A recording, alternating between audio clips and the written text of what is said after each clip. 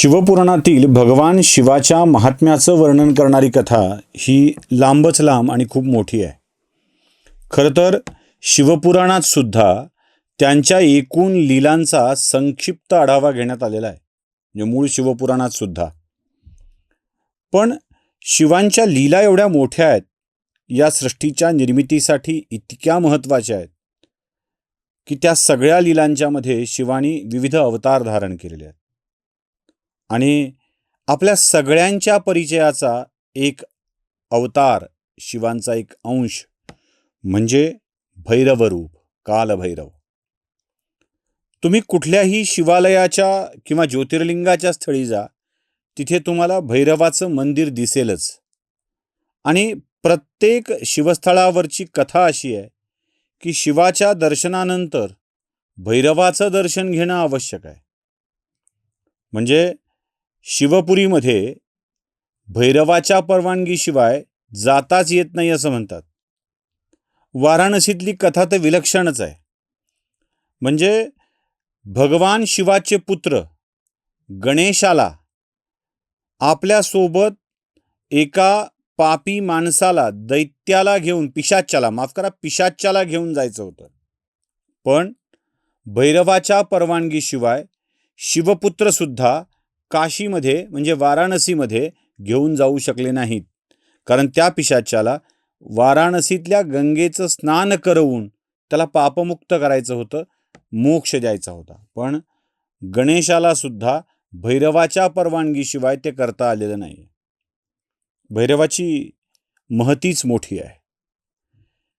तुम्ही अगदी केदारनाथच्या दर्शनाला जरी गेलात तरी केदारनाथ मंदिराच्या बाजूला, म्हणजे तुम्ही मंदिराकडे तोंड करून उभे असताना तुमच्या उजव्या हाताला एका उंच टेकडीवर कालभैरवाचं मंदिर आहे.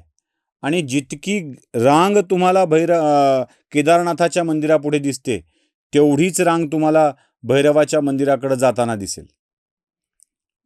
चालता न येणारी माणसं सुद्धा जातात आणि भैरवाचं दर्शन घेऊन येतात. भैरवाचं महात्म्यच हे आहे की शंकराच्या दर्शनासोबत भैरवाचं दर्शन पूर्ण झालं पाहिजे. तो शंकराचा अंश आहे, शंकराचं रूप आहे.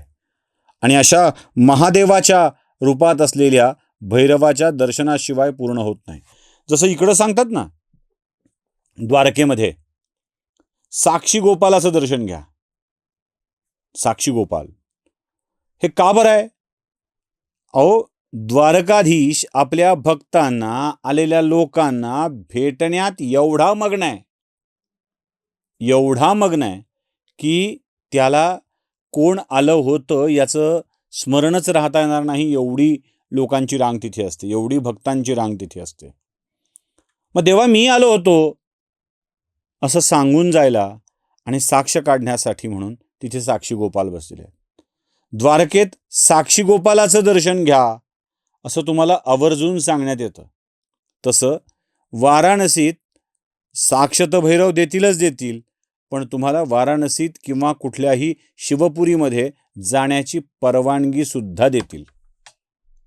म्हणून शिवपुरीमध्ये, मग ती वाराणसी असो, ती उज्जैन असो, उज्जैनला तर प्रत्येकजण जातात, मुद्दाम जातात. उज्जैनचं कारण जरा वेगळं आहे. उज्जैनला भैरवाच्या मंदिरात जायचं असेल ना, तर तिथे घेऊन जावी लागते आणि भैरवाला ती अर्पण करावी लागते. म्हणून उज्जैनला महाकालच्या दर्शनाला जाणारे आजच्या नव्या युगातलं महापेय घेऊन कालभैरवाच्या दर्शनाला नक्की जातात. पण जातातच, कारण काही असो, जावंच लागतं. त्या भैरवाचं वैशिष्ट्यच हे आहे की तो तुमच्या पापांना दूर करतो. वाराणसीत तर फार कडक आहे बरं का.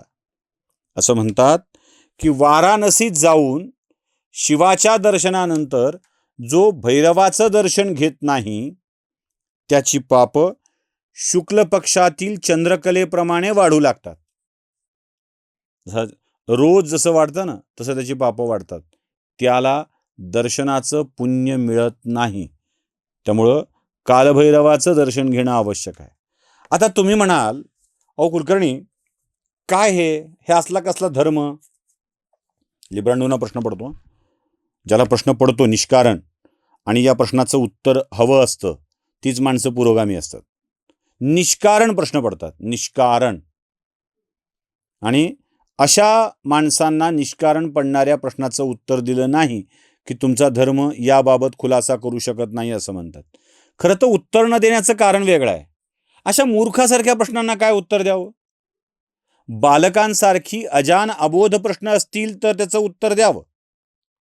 ज्ञान नसेल आणि अज्ञानमूलक प्रश्न असतील तर त्या अज्ञानाला दूर करणाऱ्या प्रश्नाची उत्तर देता येऊ शकतील. पण जाणीवपूर्वक खोटारडेपणा करण्यासाठी किंवा मूर्खात काढण्यासाठी जर प्रश्न विचारायचे असतील तर या प्रश्नाचं उत्तर नेता सरक बाजूला, तू हो बाजूला असं म्हणणं जास्त बरं पडतं. आता बरेच जण मला प्रश्न विचारतात की जर बरेच जण प्रश्न विचारतात की भैरवाच्या दर्शनामध्ये जर झालं नाही तर पाप वाढेल, मग महादेवाची भक्ती केल्याचं काय फळ? अशी अट का बरं असावी? अजून एक प्रश्न असतो लोकांचा की मंदिरात गेल्यावर फोटो का काढू देत नाहीत? म्हणजे कॅमेरा घेऊन मंदिरात जायचं, येथे फोटो काढण्यास बंदी आहे असं का लिहिलेलं असतं? सांगतो ना, सगळं सांगतो. एक सोपं कारण बघा. मंदिर हे ईश्वराचं निवासस्थान आहे असं आम्ही मानतो. मंदिराच्या गर्भगृहात आतल्या खोलीत देव विराजमान आहे. मी तुमच्या घरात येऊन वेळी अवेळी, सकाळ दुपार संध्याकाळ रात्री, मी तुमचे फोटो काढू लागलो बेडरूममध्ये असताना चालेल? मी तुमचे फोटो काढू लागलो खात असताना चालेल? तुम्ही बायकोसोबत गप्पा मारत बसलात, फोटो काढतोय, चालेल? तुम्ही घरात शॉर्ट घालून बसलात, फोटो काढतोय, चालेल? आता काही ठिकाणी मॉर्फ करण्यासाठी अशी अगोचरपणा केला जातो. मंदिरात काही लपवायचं आहे म्हणून फोटो काढू नका असं म्हटलं जात नाही. आमची श्रद्धा आहे की देव तिथे त्याच्या गृही विराजमान आहे. त्याच्या परवानगीशिवाय फोटो काढता येतील? काढावेत. साधा आहे.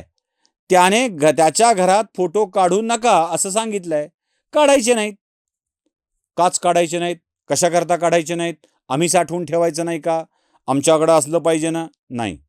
तुम्ही ती मूर्ती डोळ्यात साठवा. आणि ती डोळ्यात साठवलेली मूर्ती मनात सतत चिंतित राहा. बघा, त्याचं दर्शन तुम्हाला होत राहतं. वर्षानुवर्षापासून म्हणजे तुमच्या कॅमेऱ्याची सोय व्हायची होती, तुमचे कॅमेरे यायचे होते, तेव्हापासून फोटो काढणं चालूच आहे की का नाही? आधी फोटो निघत होते का? वारी चालूच आहे की, देवाच्या दर्शनाला जाणं चालूच आहे की. तरीही लोक चित्र काढत होतेच की. कसे काढत होते? स्मरून काढत होते. त्यामुळं त्याच्या दरबारात फोटो काढायचा नाही हे त्यानं ठरवलंय, आपण नाही काढायचा. असे किती ठिकाणी तुम्हाला फोटो काढू दिले जातात? तेही जरा बाकी ठिकाणी आहे का असं काढून देण्याची परवानगी? काही ठिकाणी तर फोटो काढणंच हराम आहे. त्याला उत्तर मागता का? नाही. त्यामुळे तो नियम पाळायचा. आता येतो भैरवावर. भैरवाचं दर्शन केल्याशिवाय महादेवाचं दर्शन नाही किंवा त्याची परिपूर्णता होत नाही असं का? तुम्ही मोठ्या माणसाच्या घरात जाता, सोपं, मंत्र्याच्या घरात जाता, आमदाराच्या घरात जाता, मुख्यमंत्र्यांच्या निवासस्थानी जाता. दारावर कोण असतं? पोलीसवाला. तो काय करतो? विचारतो, कोण आहात? कुठून आलात? काय काम आहे? तुम्ही काम जरी नाही सांगितलं तरी अमक्याला भेटायचं आहे, माझा व्यक्तिगत विषय आहे, अशी तुमची नोंद करून घेतली जाते. आता मंत्री आमदार सोडा, आता तुमच्या सोसायटीत प्रवेश करताना सुद्धा सोसायटीमध्ये असलेल्या सदनिकाधारकाने म्हणजे हवेतल्या जागेच्या मालकाने एंट्री गेटवर तुमचं नाव, गाव, फोन नंबर द्यावा लागतो आणि मग तिथला गार्ड तुम्हाला एंट्री देतो, तुमचा फोटो काढून घेऊन आत जायची परवानगी देऊन. मालकाची इच्छा आहे तुम्हाला आत घेण्याची, पण ती मालकाची इच्छा तिथल्या रखवालदाराला कळली पाहिजे. कोण आलंय, कोण गेलंय, का आलंय हे त्याला कळलं पाहिजे. कोणाकडे आलंय त्याची नोंद असली पाहिजे आणि तो नोंद ठेवून घेतो आणि मग तुम्हाला त्या कॉलनीत प्रवेश मिळतो. भैरव ते काम करतात. काशीत कोण आलंय, का आलंय, काय मागतोय देवाकडे? त्याला देवानी बोलवलंय, पण नोंद तर करावी लागेल ना. तो काशीचा रखवालदार आहे आणि रखवालदाराला सांगितल्याशिवाय आत जाणं गैरच आहे की. कोणत्याही सोसायटीत तिथल्या वॉचमनला न सांगता घुसाल तर तुम्हाला घुसखोर समजलं जातं.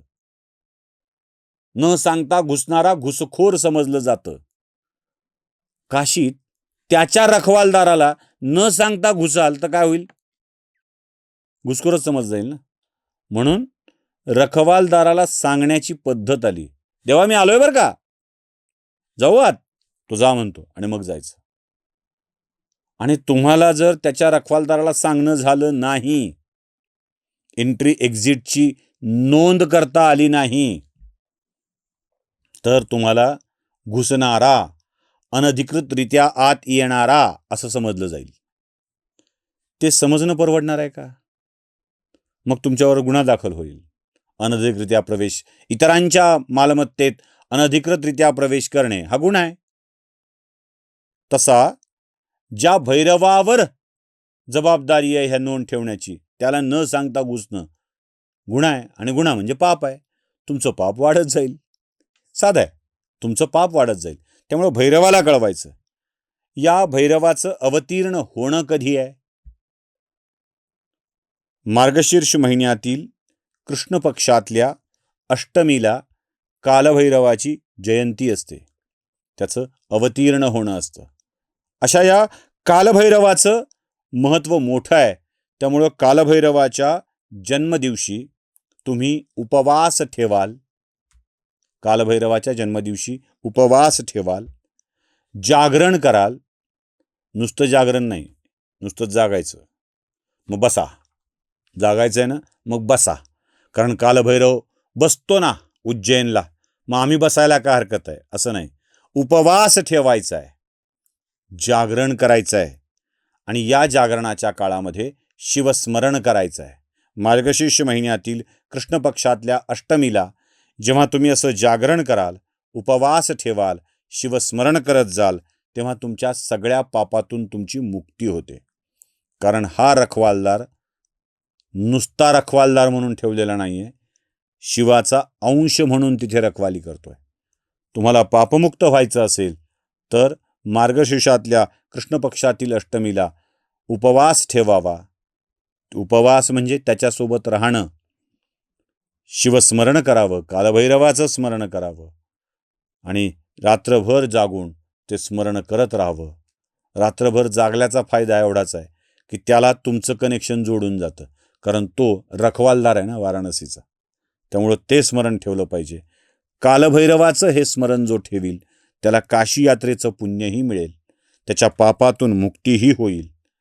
आणि शिवाचा असाच एक आणखी अवतार आहे, त्याची कथासुद्धा मी तुम्हाला सांगणार आहे. आणि तो अवतार म्हणजे महर्षी विश्वानर आणि त्यांची पत्नी शुचिष्मती यांच्या उदरी जन्मलेला गृहपती नावाचा शिवाचा अवतार. ती गृहपतीची कथा काय आहे ते पुढच्या भागात सांगतो. नमस्कार.